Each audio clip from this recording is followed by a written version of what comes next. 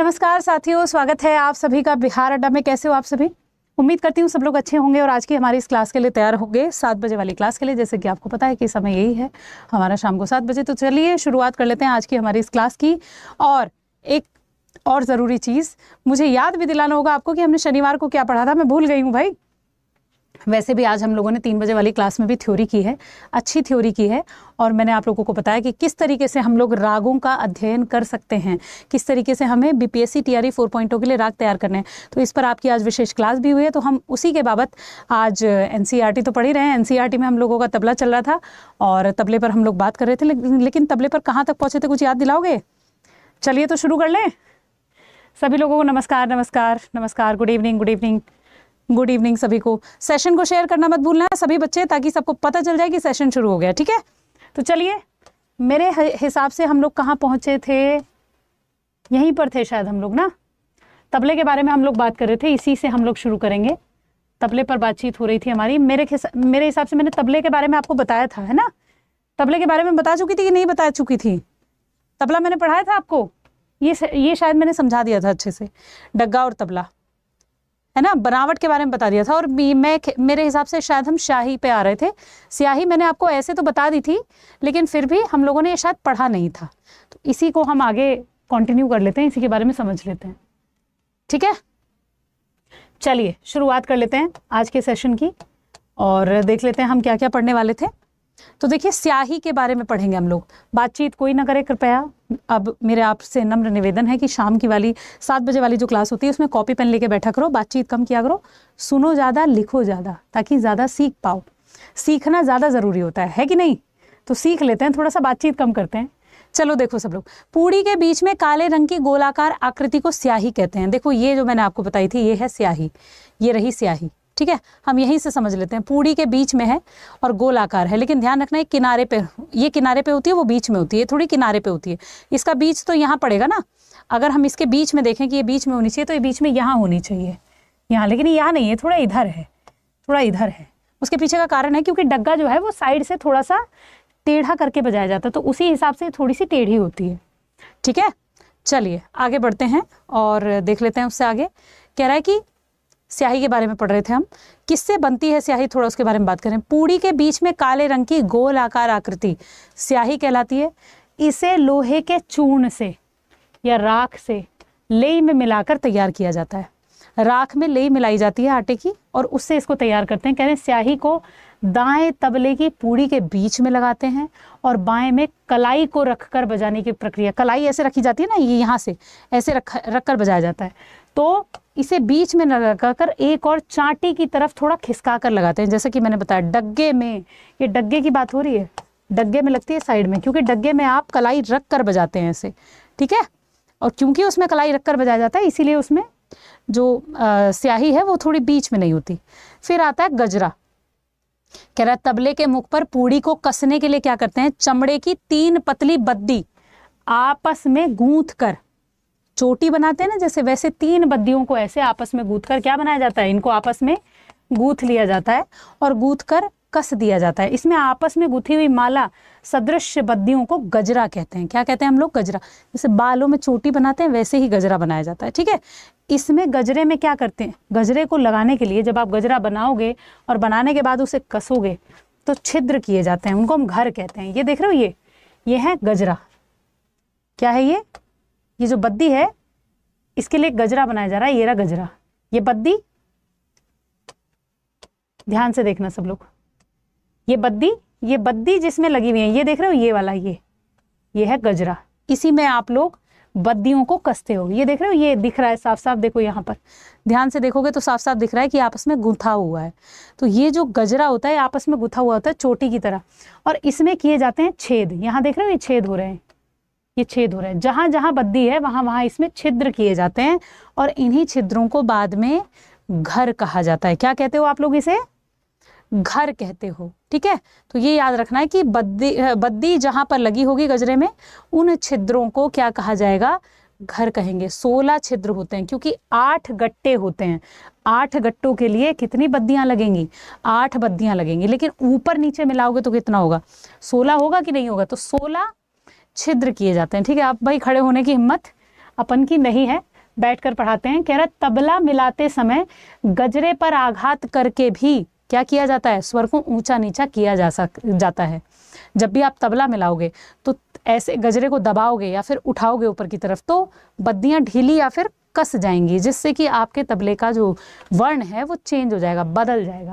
कह रहा है गट्टा क्या होता है, कह रहा है लकड़ी के टुकड़ों से बने होते हैं, बेलन के आकार के होते हैं, ऐसे होते हैं गट्टे, ठीक है, ऐसे बने होते हैं गट्टे। तो कह रहा है लगभग 3 इंच की लंबाई की, ये लंबाई ध्यान रखना पूछी जा सकती है कि गट्टों की लंबाई लगभग कितनी होती है, 3 इंच, ठीक है। कह रहा है इन गट्टों का प्रयोग कहाँ होता है, दाहिने तबले में होता है, मतलब कि जिसको तबला कहा जाता है, डग्गे में नहीं, तबले में प्रयोग होता है। कह रहा है तबले के ऊपर कसी बद्दी और तबले के खोड़ के बीच क्या करते हैं, जो बद्दी कसी हुई है और जो खोड़ है, खोड़ मतलब खोल, लकड़ी का जो खोल है और बद्दी है, उसके बीच में इसको फंसा देते हैं। कैसे फंसाते हैं भाई, देखो ऐसे फंसाया जाता है, मैं दिखा रही हूँ, आप देख रहे होंगे इसमें गट्टे नहीं लगे हैं, इसमें नीचे बस थोड़ा सा वो लगा होता है, इसको गट्टा नहीं कहते जो इसमें लगा होता है, ठीक है, इसमें सिर्फ बद्दी होती है पूड़ी कसने के लिए। बाकी इसे देखोगे तो इसमें आपको गट्टे दिखाई देंगे, ये रहे, क्योंकि स्वर किसका ऊंचा किया जाता है, इसका, उसका स्वर तो नीचा होता है, तो उसको तो कसने की जरूरत ही नहीं हो, तो हमेशा नीचे स्वर में रहेगा। लेकिन तबला जो होता है आपका, उसका स्वर बदलता है, और क्योंकि उसका स्वर बदलता है, उसके स्वर को बदलने के लिए किसका प्रयोग होता है, गट्टों का प्रयोग होता है। ये गट्टे देख रहे हो, बद्दी और अंदर का जो खोल है उसके बीच में इनको डाला गया है, ठीक है ना। और किया क्या जाता है भाई, इन्हीं गट्टों को ऊपर नीचे खिसकाया जाता है, इन्हीं गट्टों को ऊपर नीचे खिसका दिया जाता है। हम किसकी बात कर रहे थे, हम बात कर रहे थे कि गट्टे जो है ना वो इन लकड़ियों के बीच में फंसाकर इनको रखते हैं और दाहिने तबले में ही इनको लगाया जाता है। दाहिने तबले में क्यों लगाया जाता है, ये समझ में आ गया होगा अब आपको, क्योंकि उसी तबले के बोल ऊंचे या नीचे किए जाते हैं।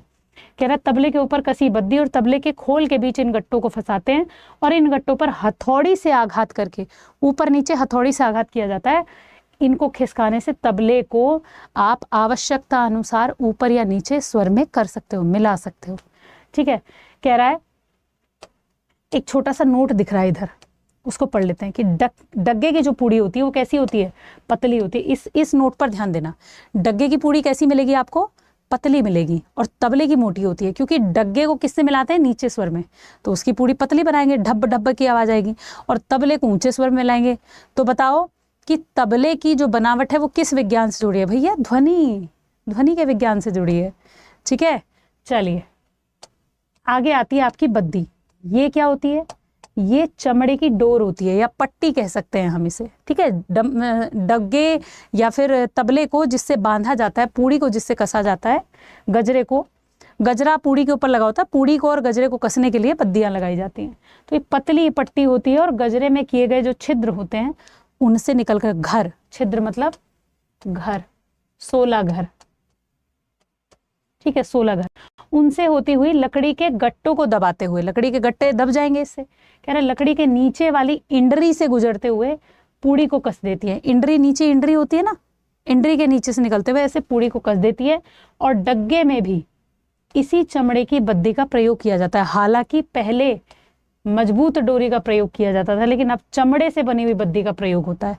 पहले मजबूत डोरी बनाई जाती थी, अब चमड़े की बद्दी लगती है, ठीक है, बद्दी के तौर पर भी।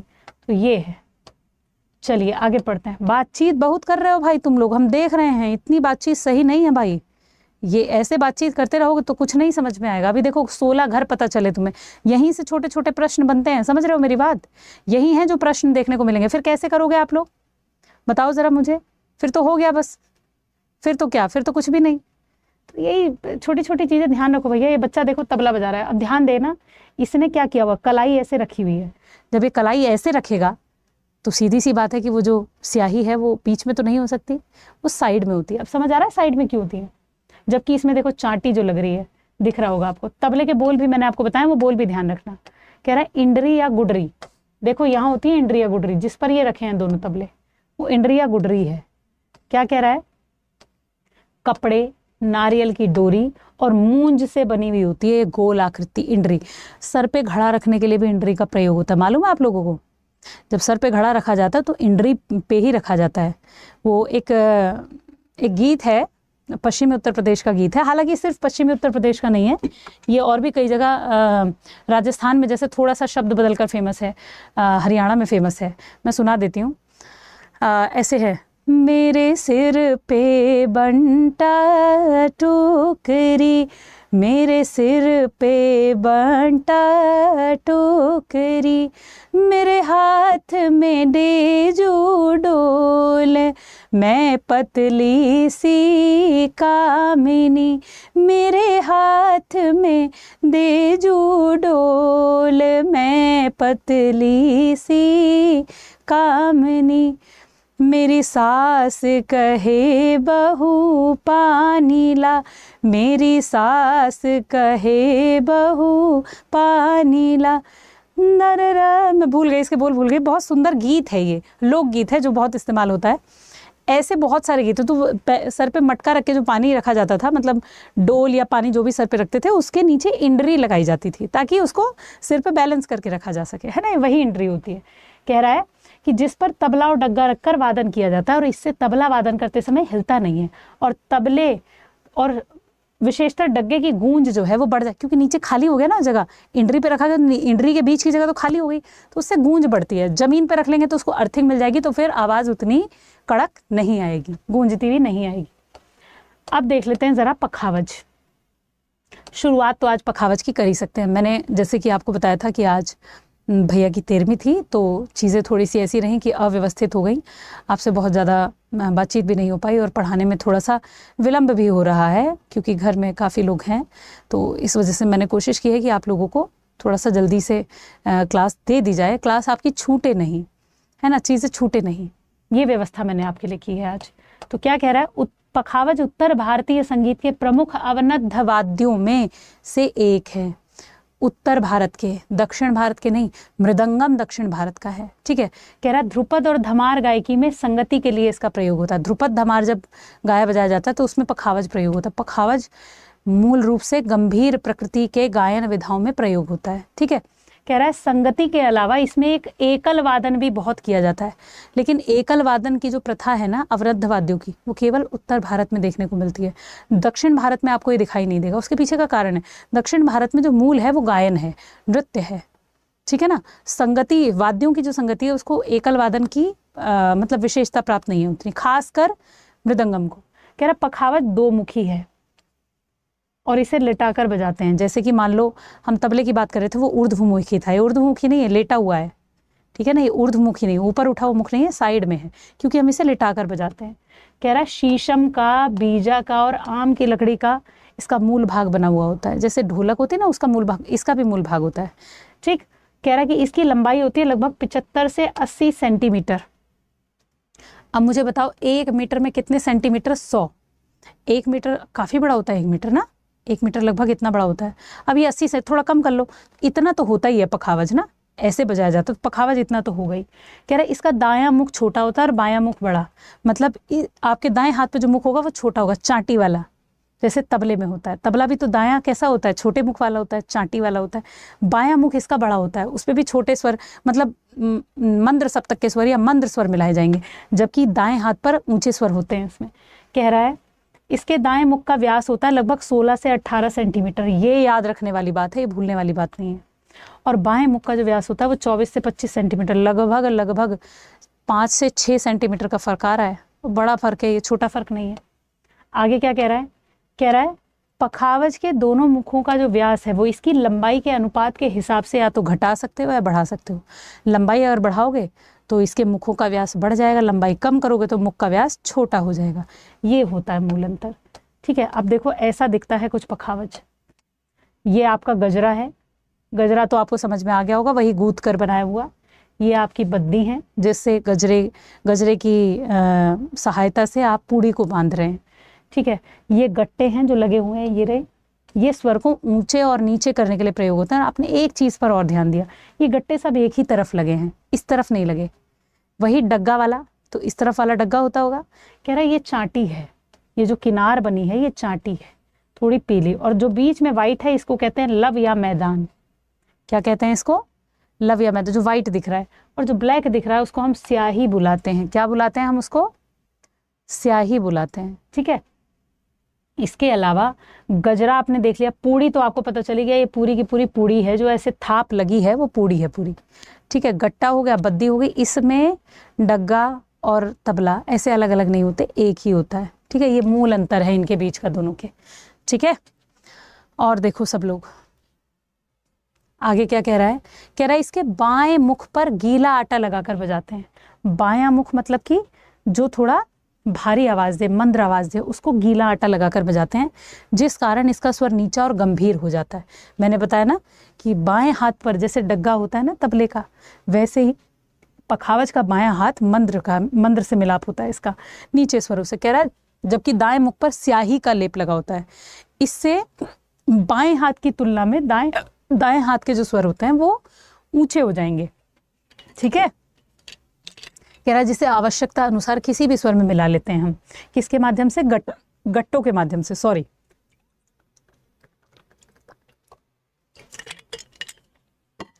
तो ये बात हुई, आज यहीं पर रखते हैं, ठीक है। आज हम इसको बहुत आगे नहीं ले जाते हैं, आज यहीं तक रखते हैं। इसके आगे हम पखावज को पढ़ेंगे कल, ठीक है। पखावज हमारा आगे जारी रहेगा। वैसे भी 15 अगस्त आने वाला है, आप लोगों ने तैयारी की कि नहीं। हम सब भारतीय हैं, हम सब भारतीय हैं, अपनी मंजिल एक है, आहा एक है, ओहो हो एक है, हम सब भारतीय हैं, है ना। सब लोग तैयार कर लो भाई कुछ ना कुछ। तो देखो पखावज वाद्य के बारे में यहीं तक पढ़ेंगे। अगर कोई बच्चा बीपीएससी TRE 4.0 वाला है तो फटाफट मल्हार ज्वाइन कर लो, फिर मत कहना मल्हार 2.0 में लेट हो गया। और जनक वाले बच्चे एस्टेट के लिए जनक से जुड़ जाइए, ठीक है। चलिए तो शुरू कर लेते हैं, देख लेते हैं एक बार कैसे आप लोग बैच से जुड़ सकते हो, उस प्रक्रिया को समझा देते हैं आपको, ठीक है। बाकी तो आप लोगों को सब पता ही है, आप लोग समझदार हो। तो क्या करना है, गूगल पर जाना है, गूगल पर जाकर सर्च करना है अड्डा 24/7। सर्च करोगे पहला ही विकल्प आएगा, उसी पे क्लिक कर लेना, ठीक है। क्लिक करने के बाद यहाँ ऑल कोर्सेज दिखाई देगा, 2 से 3 सेकंड का ब्रेक लेना, फिर इस पे क्लिक करना, स्टेट एग्जाम पे जाना, बिहार पे जाना और शिक्षक भर्ती 9-10 पे चले जाना, ठीक है। जाओगे तो यहाँ आपको मल्हार 2.0 दिख जाएगा, इस पे क्लिक करना, यही आपका मल्हार 2.0 है। बाय नाउ के ऑप्शन पे क्लिक करना, एंटर कूपन कोड पे जाना और Y740 ही भरना, गलत सलत कुछ न डाल लेना, ठीक है। फिर कहना मेंटोरशिप नहीं मिली। तो देखो मेंटोरशिप प्लस डिस्काउंट दोनों चाहिए, तो भैया Y740 लगा लेना। 1839 से भी कम में चाहिए, 1759 में चाहिए, तो आपको तरीका पता है। अड्डा 24/7 का ऐप डाउनलोड करना है, ऐप पर जाकर स्टोर पर जाना है और ऐप के स्टोर से जाके इसको ज्वाइन करना है, तो कॉइन मिल जाएंगे, कॉइन पर क्लिक करना है और Y740 भरना है। दोनों भरोगे तो डिस्काउंट आपको मिल जाएगा। बाकी आप लोगों से मेरी मुलाकात फिर होगी कल अपने नियत समय पर, शाम को 3 बजे और शाम को 7 बजे। तो चलिए मिलते हैं।